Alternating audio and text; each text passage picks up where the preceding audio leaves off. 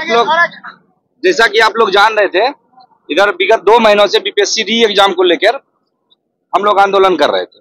6 तारीख को किए, 25 को किए, 29 को किए, 30 को किए।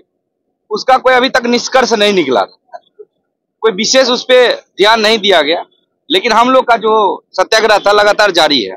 अभी भी हम लोग 57 दिन से गर्दनी बाग में बैठे हुए थे अपने मांग को लेकर, री एग्जाम की नॉर्मलाइजेशन, स्केलिंग, इस सब के बीच में जो हम फंसे हुए थे, उसका कोई निष्कर्ष नहीं निकल पा रहा था।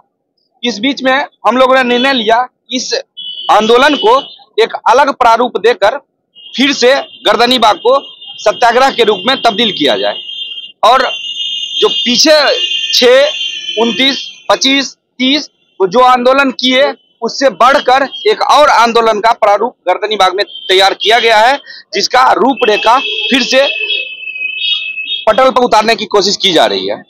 और जितने भी भाई सुन रहे हैं, जो जिनका रिजल्ट हुआ है, जिनका रिजल्ट नहीं हुआ है, वो फिर से एक बार गर्दनी बाग में आने का प्रयास करें और इस आंदोलन को एक विस्तृत रूप तैयार किया जाएगा। बाकी भैया लोग बताइए। यहाँ इस प्रेस वार्ता में सभी इलेक्ट्रॉनिक मीडिया, प्रिंट मीडिया, छायाकार बंधु सबका सभी का स्वागत है। निश्चित रूप से गर्दनी बाग धरना स्थल का जो आंदोलन है, वो आंदोलन अब अंतिम रूप से अंतिम चरम पर है, क्योंकि आप लगातार बात कर रहे हैं कि हम परीक्षा ले रहे हैं, हम परीक्षा लिए, जिस परीक्षा में गड़बड़ी हुई उसका भी परीक्षा लिए, तो एक परीक्षा केंद्र की बात करके 22 परीक्षा केंद्रों की परीक्षा लिए। इस सब बातों पर बातचीत हुई है। 4 बार प्रोटेस्ट हुआ, शांतिपूर्वक मार्च हुआ, सब बातों की बात जानकारी आपको भी है। आपके माध्यम से बिहार सरकार ही नहीं पूरे देश में ये बात फैली हुई है कि बीपीएससी के छात्र परीक्षा रीएग्जामिनेशन की मांग को लेकर गर्दनी बाग धरने पर बैठे हैं। तो हम लोगों की जो रूपरेखा है, लगातार 30 जनवरी के बाद आपने देखा जो डेवलपमेंट हुआ, सरकार की तरफ से कोई विशेष दिखाई नहीं दिया। हम लोग को लगा कि हो सके मुख्यमंत्री जी कहीं इस बार चुप्पी तोड़े, हो सके डेलीगेशन के रूप में हम लोग की बातचीत उनसे हो जाए, लेकिन कुछ दिखाई नहीं दिया। तो सभी छात्राओं की तरफ से ऐसा कहा जा रहा है कि हम लोग पुनः गर्दनी बाग आना चाहते हैं और शिक्षकों का भी सहयोग मिल रहा है और आप सभी लोगों का सहयोग है कि बीपीएससी की गलत नीति, जो बीपीएससी के चेयरमैन रवि परमार मनु भाई कई भ्रष्टाचार के आरोप में लंबित है, उनका मामला सब जुडिस सुप्रीम कोर्ट में भी है। तो इन सब मामलों को लेकर शिक्षकों का सहयोग, सभी छात्राओं का आह्वान सिर्फ बीपीएससी के ही नहीं, railway, banking, SSC, Bihar police, दरोगा, सिपाही, सभी के परीक्षार्थी ये तैयार है कि गर्दनी बाग फिर से जिस प्रकार से महाकुंभ लग रहा है वहां पर साधु सन्यासियों का, उसी प्रकार से गर्दनी बाग में भी बेरोजगारों अभ्यर्थियों का एक महाकुंभ, महारैली आपको कल से परसों तक दिखाई देगा। इसलिए क्योंकि अब लड़ाई जो है, अब मुख्यमंत्री जी के खिलाफ हमारी लड़ाई नहीं है, सरकार के खिलाफ हमारी कोई लड़ाई नहीं है। इसी सब बातों को लेकर हम लोग फिर से महाजुटान करने जा रहे हैं। लड़ाई किस ये कब से, ये जो बड़ा स्वरूप है, ये कब से शुरू होगा? कल से? ये कल से आप समझ सकते हैं, कल से सब लोगों का आह्वान किया जा रहा है, कल से, लेकिन प्रॉपर रूप से कहा जाए तो परसों से लगभग सब लोग गर्दनी बाग यहाँ मौजूद हो जाएंगे। शिक्षकों की बात कही जा रही है, बड़े शिक्षक जो है वो कब से आ रहे हैं? देखिए, खान सर का सिर्फ सवाल नहीं है, खान सर हो, रमान सर हो, सभी लोगों से आह्वान किया जा रहा है, सभी लोग आने के लिए तैयार। अब खान सर कब आते हैं ये हम जानकारी खान सर को होगी, लेकिन हम लोग इतने हैं कि कल से हम लोग इस पर बैठे रहे और निश्चित रूप से हम लोग अपनी बातों को रखेंगे। तो 30 तारीख को जिस तरह हम लोग देख चुके हैं कि हमारी बहन लोग भी बहुत बड़ी संख्या में आई थी और वहाँ पे साथ भी दी थी, तो सबसे पहले हम अपनी बहन लोग से अपील करना चाहेंगे कि वो लोग बहुत भारी संख्या में आए और अपनी लड़ाई को लड़े, क्योंकि अभी आपको मौका मिला यहाँ लड़ाई लड़ने का, बाद में आपको ऐसा मौका भी नहीं दिया जाएगा जो आप लड़ाई भी लड़ पाइएगा। तो आप लोग आइए, लड़िए। और 30 तारीख को मैं खुद एक लड़की को लेके गई थी हॉस्पिटल, बहुत गंदा तरीका से मारा भी गया था, उस लड़की का बहुत तबीयत भी खराब हो गया था। तो कहीं ना कहीं ये चीज दिखा रही है कि अब हम लोग को आवाज उठाना पड़ेगा और एक दूसरे के लिए आवाज उठाना पड़ेगा। तो मेरा तो सबसे पहले यही अपील है, चाहे भाई हो या बहन हो, लेकिन सब लोग कल से आना आप लोग शुरू कर दीजिए, क्योंकि अब सबको आना ही होगा, चाहे जिसका एग्जाम हो निकल गया है नहीं निकल गया है, सभी लोग आइए, कल से आप लोग आइए। क्या लगता है जिस तरीके से आप लोग लगातार आंदोलन कर रही है, तो फिर से तो आप लोगों के ऊपर लाठीचार्ज बेटेन किया जा सकता है?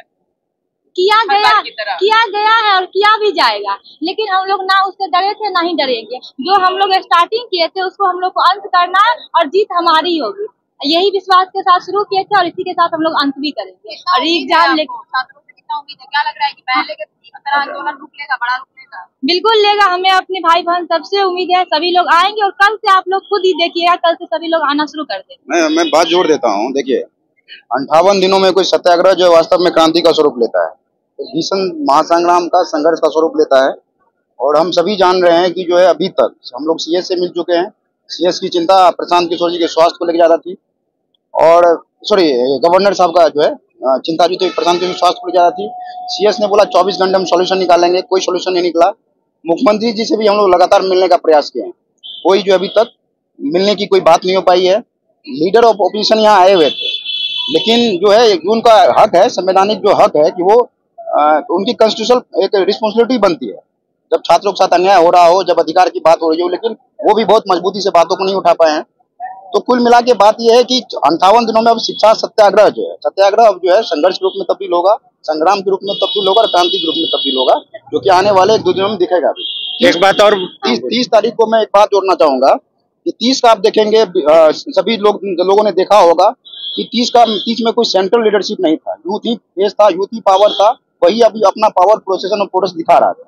हम विशेष करके हम आभार व्यक्त करना चाहेंगे अपने महिला साथियों का, मतलब जो लड़कियां रही हैं, वो लड़कियों ने जितनी मजबूती से, जितनी ताकत और हौसले से मतलब पूरे प्रोटेस्ट को संभाला और लीड किया, ये बिहार में ये एक अद्भुत दिखा है ये नजारा। तो हम सभी खास करके बहनों से भी आग्रह करेंगे कि जो वही स्वरूप फिर वही आपको शक्ति जो है अगले आने वाले आंदोलन में आपको दिखाना पड़ेगा। नीतीश जी, एक प्रश्न है, खान साहब ने 8 तारीख से मोर्चा संभाला, लगातार उनके द्वारा कहा गया एग्जाम होकर ही रहेगा, और वही आप लोगों में एक नया जोश भी भरे हैं, वो कब गढ़ती बांगा रहे हैं, वो कब से यहाँ बैठेंगे और क्या आगे की रणनीति रहेगी, ये जरा बताएं। इसमें कोई शक नहीं है कि जो मतलब शिक्षक जो होते हैं भारतीय सभ्यता और संस्कृति में, उनको जो है ईश्वर से सर्वोच्च स्थान मिला हुआ है, और गुरु शिष्य परंपरा जो है खास करके बिहार में तो अद्भुत स्वरूप ही रहा है। आप देखेंगे चाणक्य और चंद्रगुप्त को, आप देखेंगे आलर कलाम और गौतम बुद्ध को, मतलब आप देखेंगे जो है महावीर के उनके भी शिक्षक को देखेंगे। शिक्षक तो यहाँ पे रहे हैं, सृजनकर्ता के रूप में भी रहे और संहारकर्ता के रूप में भी रहे हैं वो। तो ये ऐसा नहीं है कि सिर्फ एक व्यक्ति के आने से जोश जुनून भर रहा है। आप देखिएगा कि 30 तारीख के बाद का डेवलपमेंट को आप देखेंगे तो कंप्लीट जो छात्र बहुत मजबूती से दिखा है, और एक भी लाठी चार्ज नहीं में ये भी देखने की जरूरत है। और सब जो भी आएंगे शिक्षक वो सम्मानित रूप से आएंगे वो, और एक नया जो गुरु शिष्य परंपरा है वो स्थापित होगा, आंदोलन को एक नया स्वरूप मिलेगा, मजबूती मिलेगी। हम तो सभी शिक्षकों से भी आह्वान कर रहे हैं, आप आइए हमारे साथ मजबूती से खड़े होइए, आप जिस प्रकार से हमारा सहायता करना चाहते हैं उस प्रकार से हमारी सहायता प्रदान कीजिए, लेकिन नेतृत्व जो है वो छात्रों के हाथों में रहेगा। अब छात्र जो है वो एकलव्य नहीं बनेगा, छात्र अर्जुन की भूमिका में रहेगा। और हम शिक्षकों से भी ये उम्मीद रखते हैं, आशा रखते हैं कि वो जो है वो हमारे साथ एक सहयोगी की भूमिका में रहे, एक समानांतर जो है लीडरशिप रखे, ना कि जो है सेंट्रल लीडरशिप लाइन तैयार करे। देखिए, अभी तक इस आंदोलन की जहां तक बात है, इस आंदोलन का कोई एक व्यक्ति जो है नेतृत्व करता नहीं रहा, खुद इस आंदोलन को जो छात्र नेतृत्व कर रहे हैं, आगे भी करते रहेंगे। और जैसा कि आप लोगों ने पूछा कि शिक्षकों का सहयोग, शिक्षक केवल यहाँ सहयोग देने के लिए आएंगे, नेतृत्व करने के लिए नहीं आएंगे, नेतृत्व केवल छात्र ही करेंगे। मैं बिहार के पूरे छात्रों को ये बताना चाहता हूँ कि आप लोग आइए, डरने की आवश्यकता नहीं, क्योंकि डर के आगे जीत होती है। सत्य को परेशान किया जा सकता है, परास्त नहीं किया जा सकता। हम लोग री एग्जाम की मांग कर रहे हैं, हम लोग री एग्जाम लेकर के मानेंगे।